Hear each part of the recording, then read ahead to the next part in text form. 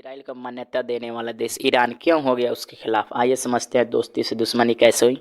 देखिए, आम तौर पर दो देशों के बीच तभी दुश्मनी रहती है जब उनके बीच सीमा विवाद हो, तो बॉर्डर को लेकर भिड़ते रहते हैं। कई बार घुसपैठी आग में घी डालने का काम करते हैं। न इजराइल और ईरान की सीमा एक दूसरे से सटता है और न ही दोनों के बीच व्यापारिक और राजनीतिक रिश्ते हैं। इसके बावजूद भी इन दोनों के बीच काफ़ी तनाव और युद्ध जैसा माहौल बना रहता है।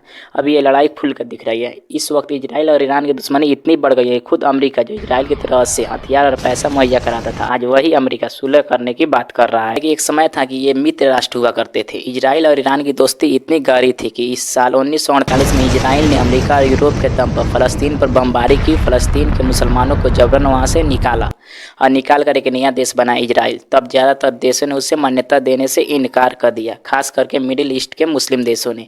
वहीं ईरान ने उसे मान्यता दे दी। उस दौर में पूरे वेस्ट एशिया में ईरान यहूदियों के लिए सबसे बड़ा ठिकाना था और इजराइल ईरान के हथियार और तकनीक देता था और बदले में तेल लिया करता था। दोनों के बीच रिश्ते इतने अच्छे थे कि इजराइल की खुफिया एजेंसी मोसाद ने ईरान के इंटेलिजेंस सवा को खुफिया कामों में ट्रेनिंग तक। दोनों के बीच दुश्मनी शुरू हुई ईरान में इस्लामिक क्रांति की वजह से। 1960 से ईरान के धार्मिक नेता अयतुल्लाह खुमैनी ईरान को मुस्लिम देश बनाने की बात करने लगे थे। उस वक्त ईरान पर राजा पहलवी का शासन था।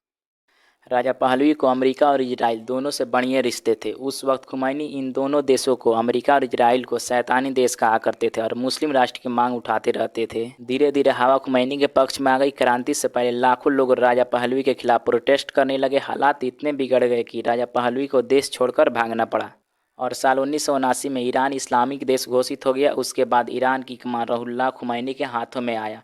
खुमैनी ने अमेरिका समेत सहयोगी देश यानी इजराइल से खुलकर नफरत दिखानी शुरू। इस्लामिक रेवोल्यूशन के तुरंत बाद दोनों देशों के बीच यात्राएं बंद हो गई। एयर रूट पूरी तरीका से रोक दिया गया। दोनों के बीच डिप्लोमेटिक रिश्ते भी खत्म हो गए और ईरान के तेहरान में स्थित इजरायली एम्बेसी को फ़लस्तीन के दूतावास में बदल दिया गया। एक जो सबसे बड़ी बात हुई कि वो ये दोनों एक दूसरे को मान्यता देने से इनकार कर दिया। ईरान ने इजराइल को पहले तो मान्यता दी थी, लेकिन खुमैनी के आने पर ईरान की तरफ से कहा गया कि इजराइल ने फ़लस्तीन का हक मारा है। वही इजराइल ने भी अमेरिका का देखा देखी ईरान को इस्लामिक रिपब्लिक मानने से इनकार कर। ऐसे रिश्ते भी तब खत्म हो गए जब इजराइल को इस बात की भनक लगी कि ईरान उसके विरोधी देशों को हथियार सप्लाई कर रहा है। एक रिपोर्ट के अनुसार ईरान ने लगातार सीरिया, यमन, लेबनान को न केवल हथियार दिए बल्कि वहाँ के लड़ाके संगठन भी बनाए ताकि इजराइल को हरा सके। 1980 में इस्लामिक जिहाद का वो पहला संगठन था जो फ़लस्तीनियों को हक दिलाने के लिए इजराइल से लड़ता था। एक संगठन को ईरान खुला सपोर्ट कर रहा था।